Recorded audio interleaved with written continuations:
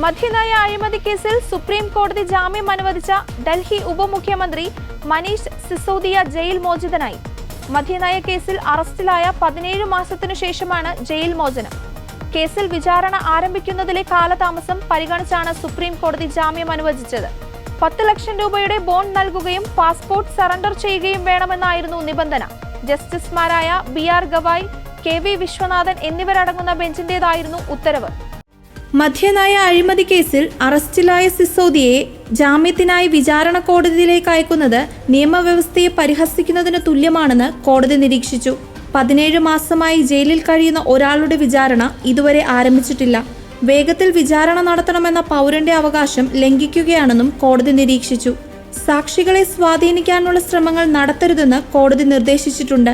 അഴിമതി നിരോധന നിയമപ്രകാരം 2023 ഫെബ്രുവരി 26-നാണ് സിസോദിയയെ CBI അറസ്റ്റ് ചെയ്തത്. തുടർന്ന് അതേ വർഷം മാർച്ച് 9-ന് കള്ളപ്പണം വെളുപ്പിക്കൽ നിരോധന നിയമപ്രകാരം എൻഫോഴ്സ്മെന്റ് ഡയറക്ടറേറ്റും അറസ്റ്റ് രേഖപ്പെടുത്തി. ഡൽഹി സർക്കാർ ഏജൻസികളുടെ കീഴിലായിരുന്ന മദ്യവിൽപ്പന സ്വകാര്യ മേഖലയ്ക്ക് കൈമാറാനുള്ള നയം 2021 നവംബർ 17-നാണ് പ്രാബല്യത്തിൽ വന്നത്. ഇതോടെ ഒന്നെടുത്താൽ ഒന്ന് സൗജന്യം ഉൾപ്പെടെയുള്ള ഓഫറുകളുമായി മദ്യവിൽപ്പന മത്സരാധിഷ്ഠിതമായി. വ്യവസ്ഥകൾ ഔദ്യോഗികമായി പ്രസിദ്ധീകരിക്കുന്നതിന് മുൻപ് കമ്പനികൾക്ക് കൈമാറിയെന്നും ഇത് ടെൻഡർ നേടാൻ സഹായകരമാണെന്നുമാണ് ആരോപണം.